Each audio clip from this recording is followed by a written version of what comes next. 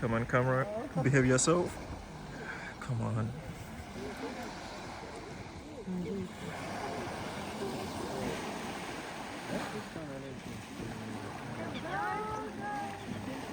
Feel free to do a head count and shout it out. 1, 2, 3, 4, 5, 6, 7, 8, 9, 10, 11, 12, 13, 14, 15, 16, 17, 18. 18?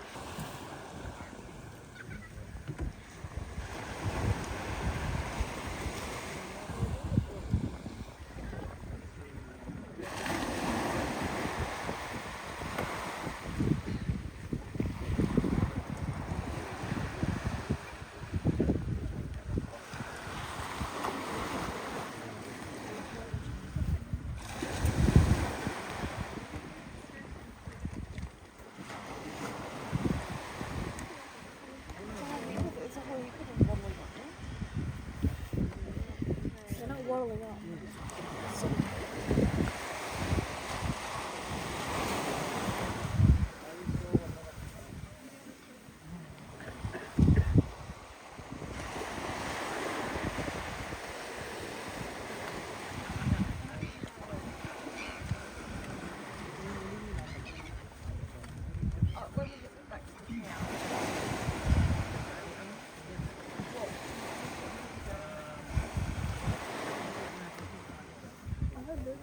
I had spicy Thai.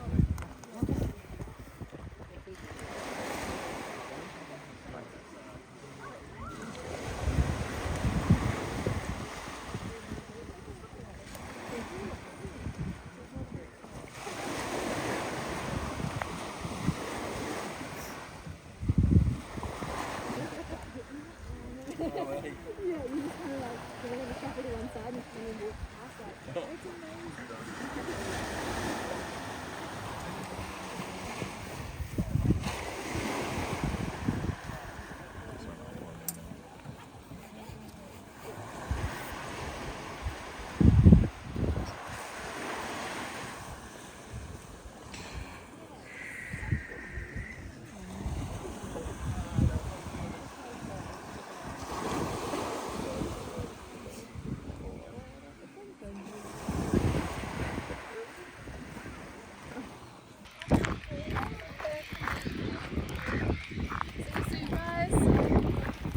Thank you very much.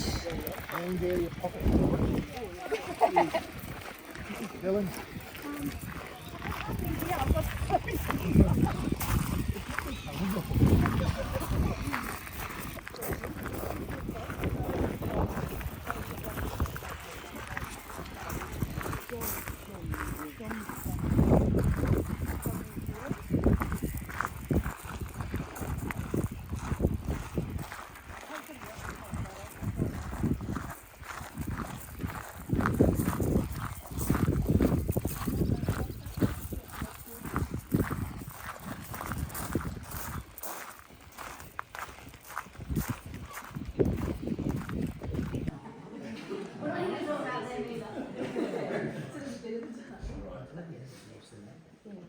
Cool. And it doesn't matter which one of those. Don't think so. Okay, alright, great. Okay.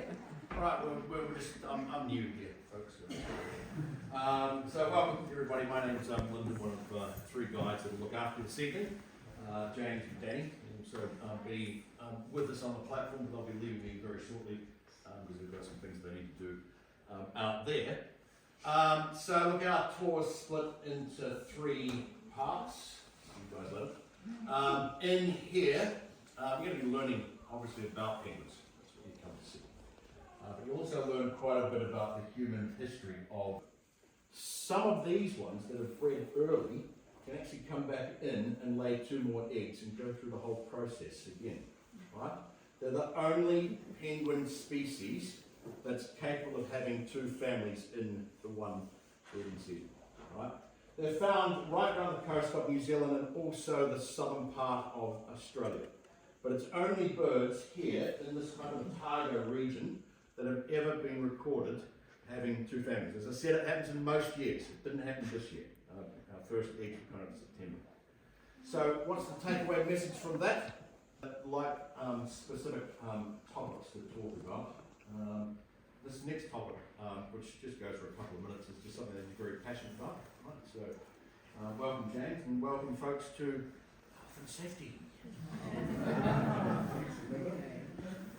Hey guys, just a couple of things before we head down. We want you all to take a bit extra care moving around down in the nature reserve, as it will get quite dark down there later on. One thing we say every night, we're going to walk down a gravel path, and we'll come.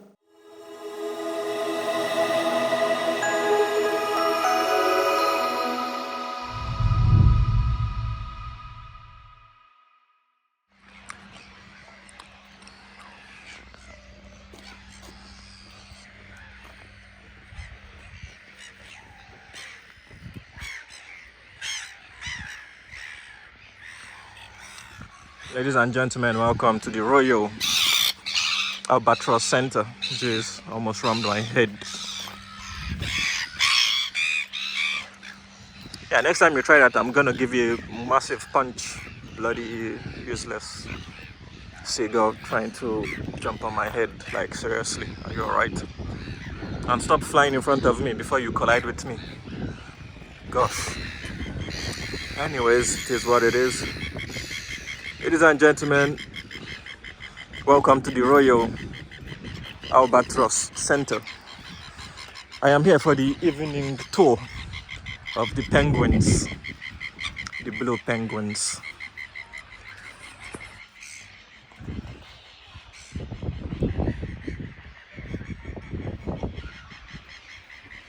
Hello.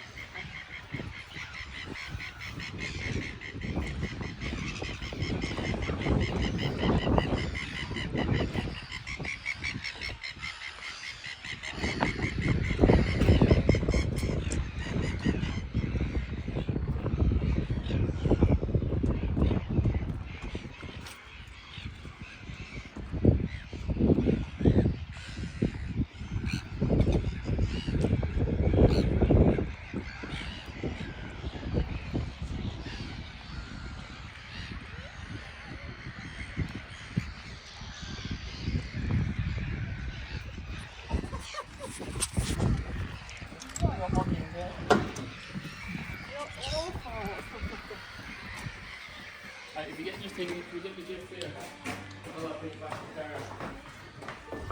Carrying around with it.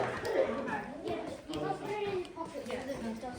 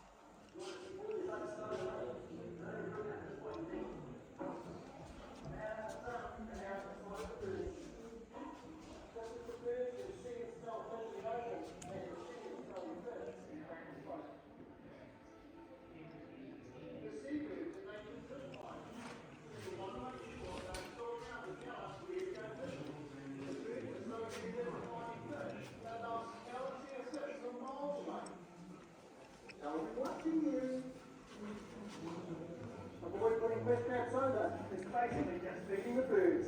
And when you're deploying it early, you want to get it down deep and fast. You want to feed the fish, not the birds. Oh, boy.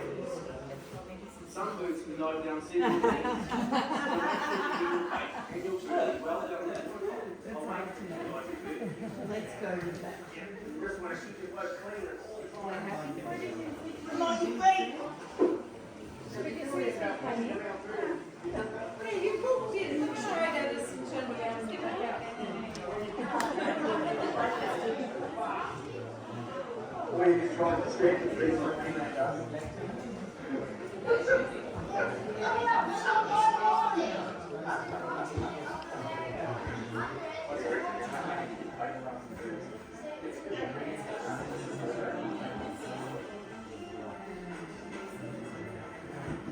Whatever you do, don't harm the birds. It's not just our birds, it's the chicks and the future of our birds. They're smart, and you can help keep them from getting into the wildlife.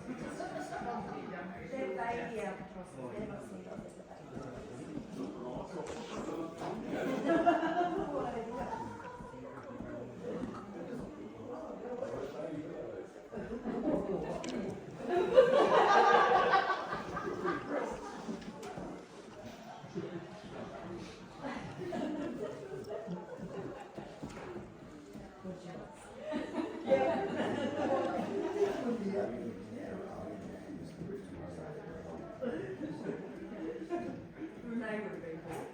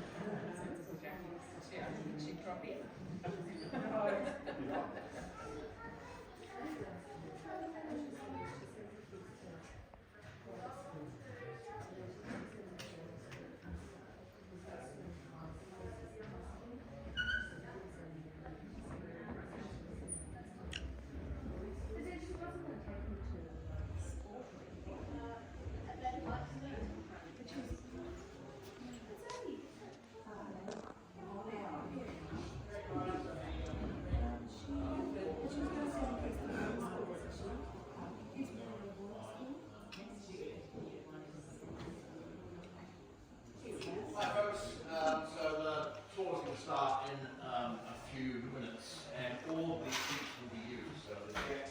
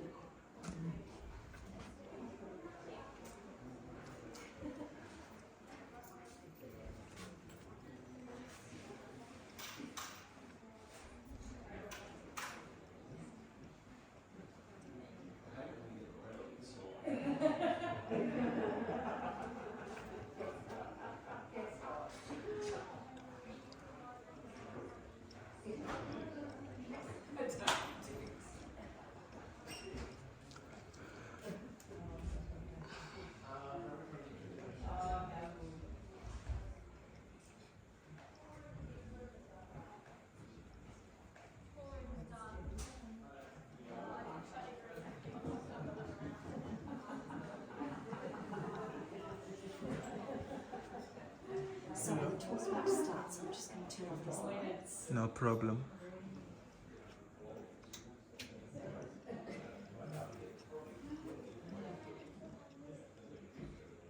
Yeah, sure. Thank you.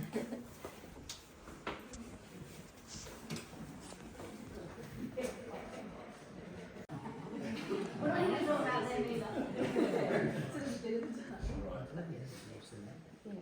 Cool. And it doesn't matter which one of those. Don't think so. Okay, alright, great. Okay. Alright, we're just, I'm new here, folks. So welcome everybody, my name's Lyndon, one of three guides that will look after this evening. James and Danny will also be with us on the platform, but they'll be leaving me very shortly because they've got some things they need to do out there. So look, our tour is split into three parts. You guys love it. In here, you're going to be learning obviously about penguins. That's what you come to see. But you'll also learn quite a bit about the human history of this headland. It's a very significant piece of land that we're on. You'll learn about that as we go through this talk. And then after that we go down to the viewing platform. Now, initially there won't be any penguins to see, right? And that's simply because these are the world's smallest penguins that you come to view. Being small, there's lots of things that want to eat them. So come in when it gets dark, and that way you avoid a lot of those kind of natural predators. We do have one that we keep in here, so I'll bring him out. Surprising he didn't run out when we opened the door before. This is Peter. Peter is, of course, not a real penguin, okay, but pretty close to the actual life size of them. Right? The real ones are just slightly bigger than Peter. Right? So they're the only penguins that are blue and white. Okay? All other penguins are black and white. We're pretty close to black and white. As I said, being the world's smallest penguin, there's some seats over the back there. There's three over there, I think. And then you might, fourth one might have to go somewhere here, guys. Come and join us. Yeah, sure.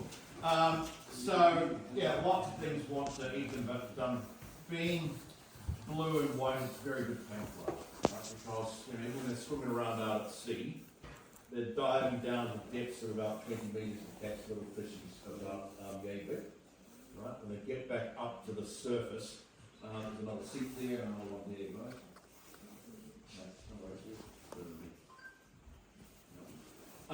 Get back up to the surface, there can be other birds flying around, looking down for the lunch.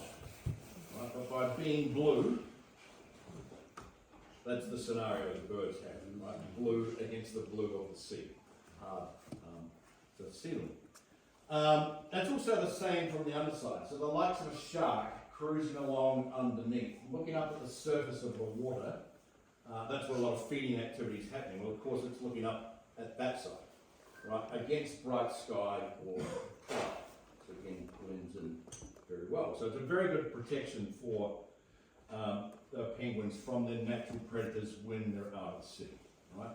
On land, okay, when you're this big, right, you can't run very fast, right? And evolution has not been particularly kind for penguins. These things are absolute no use for trying to fly. Right? So that's why they come in when it gets dark to avoid a lot of those natural predators. So you don't want to be Peter the penguin coming out of the water by yourself. Simply because if a big sea lion comes out of the water behind you, right, it may not go so well for Peter. So come in with your buddies, right? Now to do that, they need to find their friends out at sea before they start grouping up to come ashore. Because if a group of them comes in together, there's lots of eyes. And if one of them yells, sea lion, well, they're all going to run to different places. Okay, so individually, of course, they have a slightly higher chance of survival than poor old Peter coming in by himself. So to find themselves out at sea, well, you can imagine that the sea, there's usually waves. Right, so penguins are doing this all day out there when they're trying to find their buddies. Right, so it's not so much through sight that they find their friends; it's more by sound. Right, they have a very high-pitched duck-like quacking voice. It's quack, right, over here. Right, so that's how they meet up together to come ashore together. So that's one of the sounds that we'll be listening for tonight, because it's a reasonably calm night for us down here this evening. So that lets us know that the penguins aren't that far away. Okay? So, you know, if you hear something that looks, that sounds like a duck, it's going to be a Duck. it'll be a penguin. If it looks like a duck, it's probably going to be a duck. If it sounds like a duck, it's a good chance it's actually going to be a penguin. Right? So we're listening for that. Now there's quite a few of us here tonight. We're kind of at our maximum capacity. We're pretty close to it. Our viewing platform has two sides. The front is very good for seeing the penguins swim ashore, land, and then the left-hand side is where most of them are going to walk up past. Okay? What we will do throughout the evening is we're just going to keep moving you around from one side to the other. 5 minutes later we'll shift you back again, and so on and so on. That way you all get to see penguins from different angles. All right? So do not panic if you don't see the first few penguins, because it might be just two birds that come in initially. And you're like, I can't see them. You're going to get a chance to see penguins later, once we swap you around. So we are now in September. That pause was me just thinking what month are we actually in, right? This September. We are in egg laying at this stage of things. So it's a 3-month breeding process. 1 month sitting on the 2 eggs. The parents, being a seabird, share everything. Right? They change over at the nest about every second or third night. Right? So one's sitting on the eggs for 2 or 3 days. The other partner's obviously feeding, swap over. Right? Do that for a month, and then the 2 chicks hatch. The 2 chicks are in the nest then for the next 2 months. So it's all over and done with in 3 months' time. So for those of you that have just had a bit of a read of this, yes, there's a lot of information here, but you may have seen that there's some winter breeding that sometimes occurs. It actually happens in most years, right? Now that should seem unusual to you, right? Simply because if you think about all of the animals you know, whether it's a mammal or a bird or whatever it is, right? When do they breed usually? Spring and summer, absolutely. So this is unusual for an animal species to be breeding in the wintertime. We generally get about 10% of our breeding birds starting to lay their eggs in winter. Right? The other 90% wait until spring and summer. Okay? But what can happen with these guys is that, of course, their breeding's finished by about the beginning of October. Some of these ones that are bred early can actually come back in and lay 2 more eggs and go through the whole process again. Right? They're the only penguin species that's capable of having 2 families in the one breeding season. Right? They're found right around the coast of New Zealand and also the southern part of Australia. But it's only birds here in this kind of Otago region that have ever been recorded having 2 families. As I said, it happens in most years. It didn't happen this year. Our first eggs were kind of in September. So what's the takeaway message from that? Our birds are better than the Australian ones. Hang on a minute. You know the Alright, so that noise that we're listening for, that duck-like cracking noise as they go past, they come in from the sea. Once they hit the beach, they're quiet because they don't want to alert potential predators that are there. And then once they go past us and get home, the noises they make are quite different from that duck-like cracking noise. Right? It's a noise that I cannot do, but Peter can, because Peter has the actual recording. Right? Do you want to hear it? Yeah. Okay, so this is a noise that you will hear.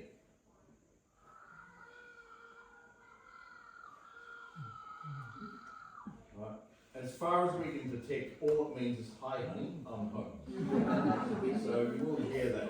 Now there are birds underneath the platform that we're standing on, so just before I forget, particularly with parents with young kids, it gets very exciting when penguins come in, the kids like to zoom from one side to the other, right? Penguins don't like to hear stop, stop, stop, stop, stop of people above them, so just move around the platform nice and slowly. Okay. So look, I think that's probably enough about penguins. I'm going to move on now and talk a little bit about the human history. That's all right, it's not a real one. So we're here to talk about Māori people. Māori people are Polynesian, right? Polynesians can trace their ancestry all the way back towards mainland China and Taiwan. And they departed that area about 6,000 years ago. And then through a series of island hopping, come down, they've made it through to the Solomon Islands, arriving there about 3,500 years ago. Now, island hopping is just exactly as it sounds, right? They've reached the edge of a piece of land. They've looked out over the sea. Look, there's more land over there. So they've sailed over that bit. They've got to that bit, looked again, there's more land over there. Island hopping, okay? Or they've been out at sea for 1, maybe 2 days, couple of nights, kind of maximum, and then see land, and then carry on forward, all right? Any more than a couple of nights out at sea, 3,500 years ago, was actually incredibly risky, right? Because that's well before the magnetic compass was even invented. Right? Magnetic compass only invented about 2,000 years ago. And it was only really starting to be used for navigating out at sea about 1,000 years ago. These people are moving much earlier. Right? By 3,000 years ago, they pushed on, they've made it through to the sort of Samoa, Tonga region. And then there's a bit of a pause. And there's a bit of a pause simply because, well, you can see in this massive area, which has become known as the Polynesian Triangle, there's not a lot of land. Okay? It's mostly water.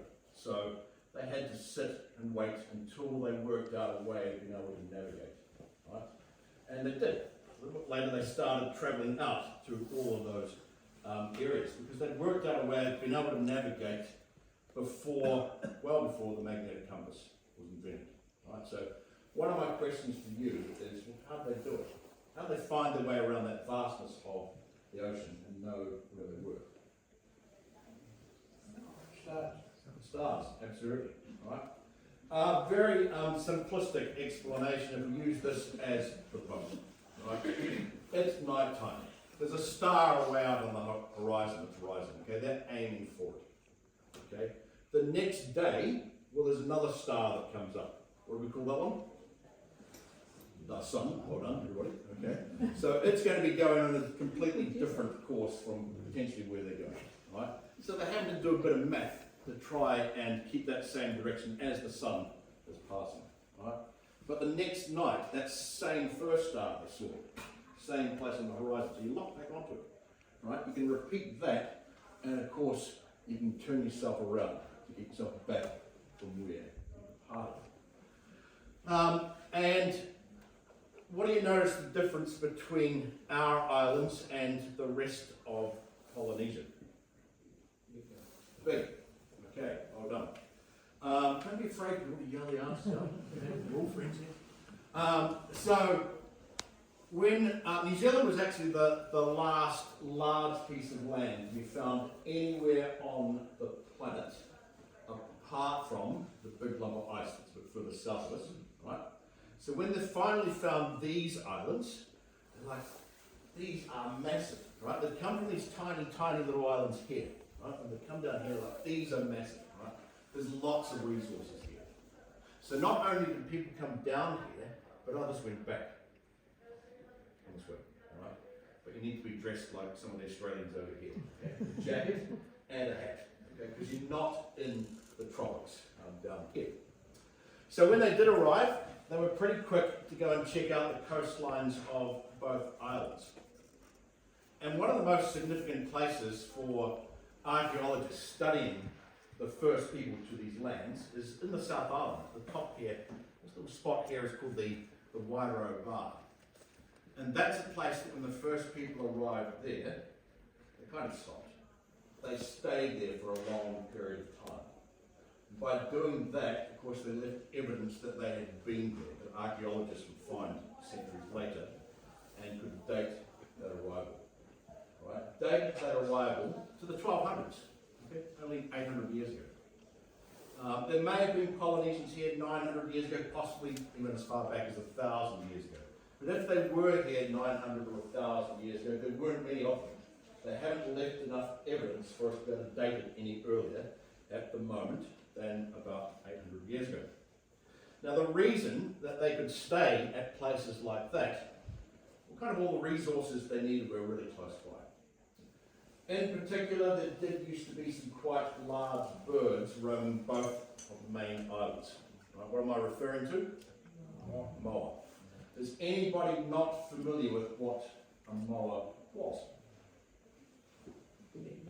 Excellent, because I go on to explain it anyway. Right? So you know that very large African bird called the ostrich. Okay, so an ostrich can stand at the height of about 2.5 meters. Right? So its head's up there. The moa species that we had, and there were 9 different species. Well, the tallest one, 3.5 meters. Those big fellas, right, those big fellas there, they could weigh 250 kilograms.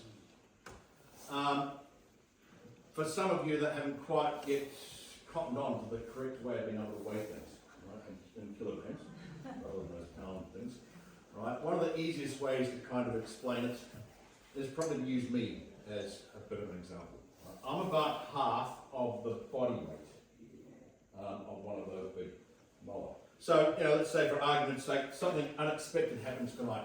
We do have a padlock in our gate. If that locks and seizes and we can't get out tonight, in the early hours of tomorrow morning, you might have to sacrifice me for the greater good of you. Right? And what does that sound? Food. It tastes good. Muscle is the word we're after. There's a lot of it, right? So, you know, this could feed quite a lot of people. One of those birds, twice my size, is going to be able to feed a lot of people for a long period of time. That's why they could stay at places like that. But they were definitely explorers. They weren't just sitting there feasting on all those big birds. They were walking inland, checking out the inland part of the South Island, getting in their boats, coming down the coast. They were the first people to arrive into where we are today. When they came into the little beach, they named it. They named that beach Takiharuru. Now Takiharuru is, literally its translation is echoing cry of the sea. Right, now that's quite an important one to remember, folks. I know everybody's starting to get tired, it's getting quite warm in here, but remember that, right? Remember that because you might remember the next thing we do is go down to the viewing platform, and as I said, won't be any penguins there initially. Remember we said that? Right? Well, the great thing about that is it gives me an opportunity to test you on things I've taught you up here. Right? If we can't get the answer to that, there might not be any penguins anyway. Right? So arriving down here into the 1200s, getting close to the 1300s, they had the whole place to themselves. A little bit later, some other people started to arrive.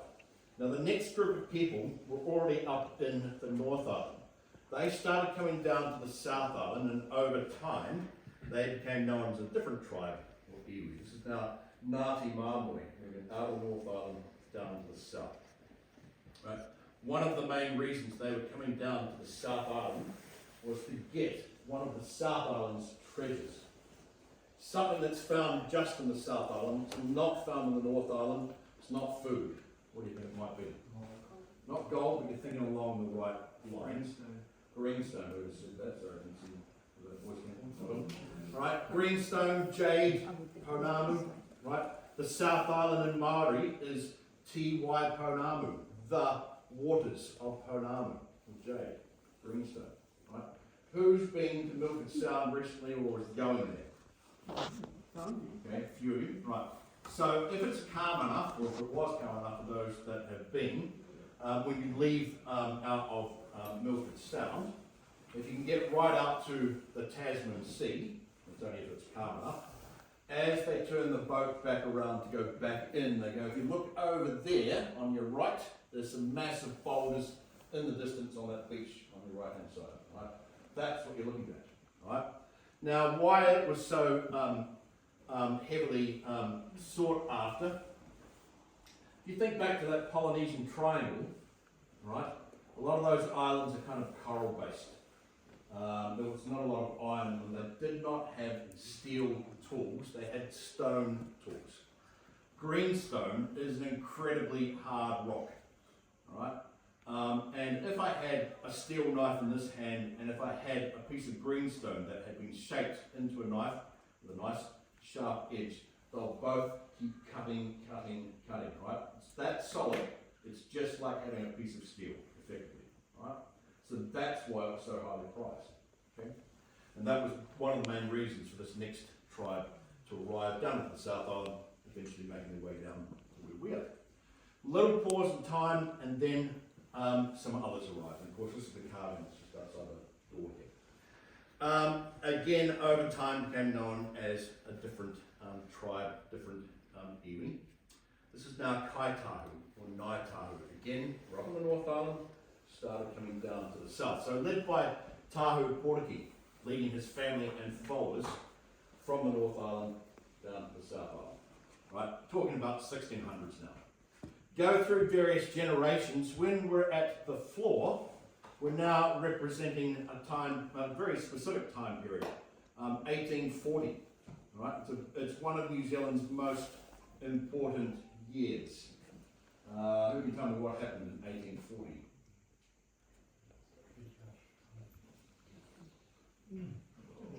The treaty, well done, excellent. So the Treaty of Waitangi, right? So this is the document that was signed between Europeans and Māori at Waitangi, at the very north of the North Island, 1840. That is a very long way away from where you're seated tonight, right? Even by today's standards of planes and cars. That treaty was put on one of the British ships and it sailed around the coast, right?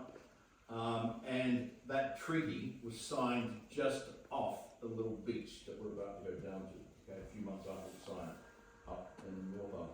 So it makes this headland incredibly significant for New Zealand's history. As I said, it's one of the founding documents of this country. And it's always been a very significant place here because Māori were on this headland for centuries before Europeans arrived. So the three of us working for the Pukekura Trust, it's made up of two trusts. One's the Otago Peninsula Trust that runs this Albatross Centre, that's where we start here. The other trust is the Kororā Trust, right? And they are the descendants of the original landowners of this headland, right? So we're a charitable trust.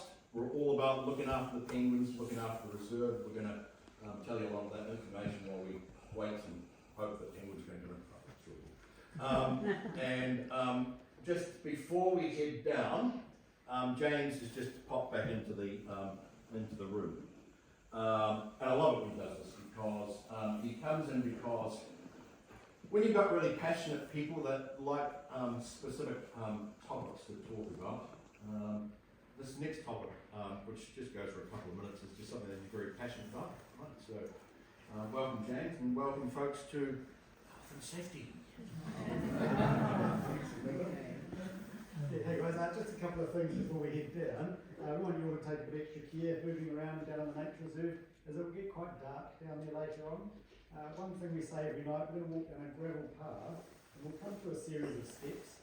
And if you can just have your hands out of your pockets when you go down the steps, that would be great. If you've got your hands in your pockets and you take a trip down, you will remember us for all the wrong reasons. We want you to have a good night with the penguins tonight. Please take care moving around. Once you get down to the bottom, we'll be on a platform. That also has some steps. They've got some glow-in-the-dark strips on them so you can see them in the dark. But just take care, you don't want to go dropping down a few steps all of a sudden. In front of the platform, we've got some nice lighting, so you're going to be able to see the penguin quite clearly. But we just ask that there's no flashes going off on your cameras or smartphones. Some smartphones, when you go from photo to video, a light will come on. So if you can make sure that light is also turned off. Bright flashing lights suddenly going off can maybe scare the penguins. They might turn around and come out, pick up the sea. We don't want that to happen. So yeah, just make sure your flashes are turned off. Thank you. Sometimes we get people turn up umbrellas if there's going to be a bit of rain. They're a bit lethal in the dark, so no umbrellas down there, that's why it's there. Yeah, keep them away. And this will be your last chance to use the bathrooms. So we still have a bit of time. Please use the toilets if you need them. We can't come back into this building once we leave. Once we go down to the colony, we can't come back up here. So use the bathrooms now. And then have your passes ready, stay in your groups, and we'll see you at the gate as you come on through. Just one thing before you go. anyone's getting cold, wants a hot chocolate or a coffee, tea, come and see us at the trailer behind the platform. You may have to queue up behind the penguins, but yeah, we can say we've also got heated penguins for sale. Thanks guys, we'll see you at the gate shortly.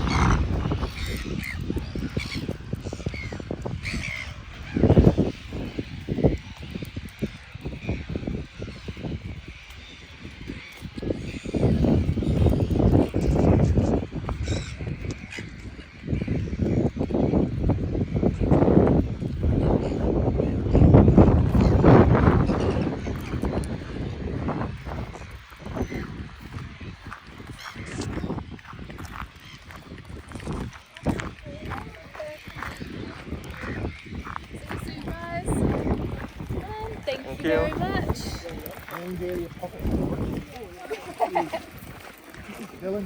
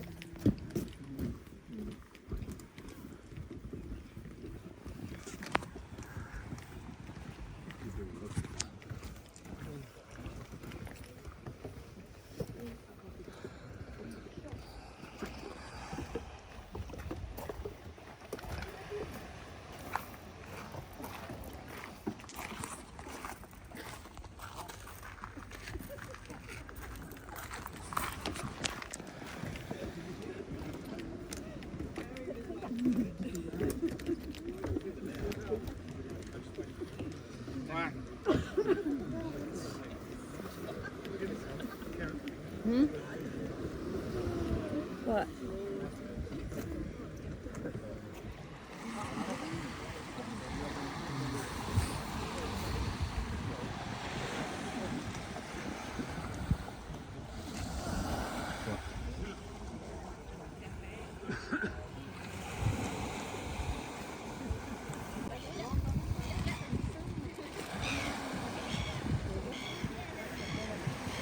That's cool.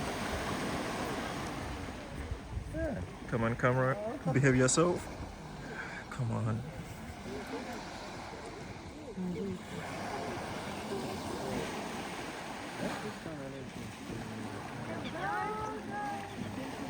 Feel free to do a head count and shout it out. 1, 2, 3, 4, 5, 6, 7, 8, 9, 10, 11, 12, 13, 14, 15, 16, 17, 18. 18?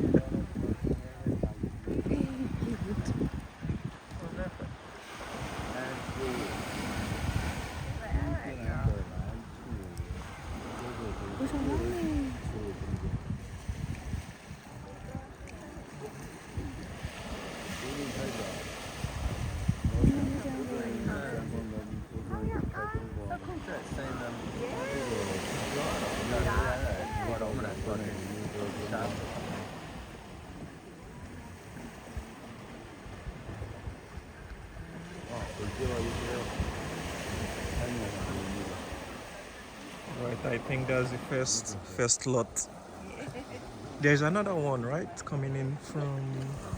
Okay, no.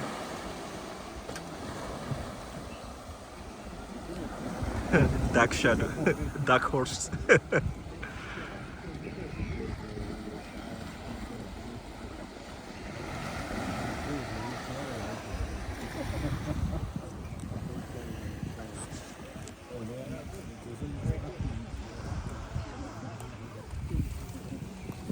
It's more of a, you see that line, the waves are lined that way, it's the line that way.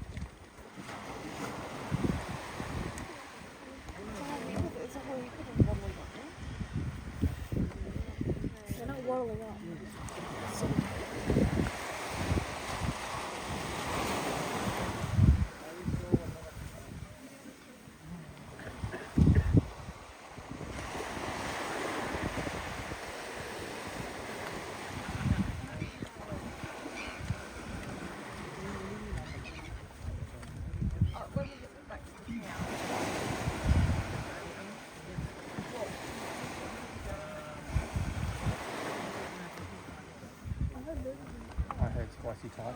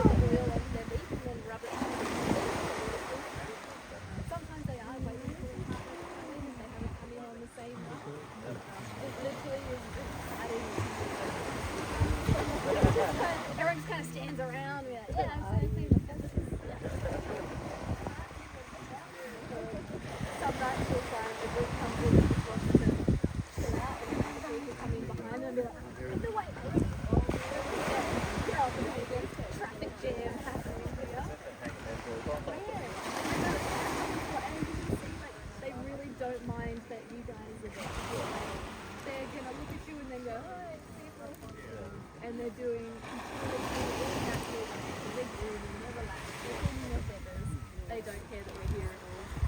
So yeah, trying to come with the reach safety of having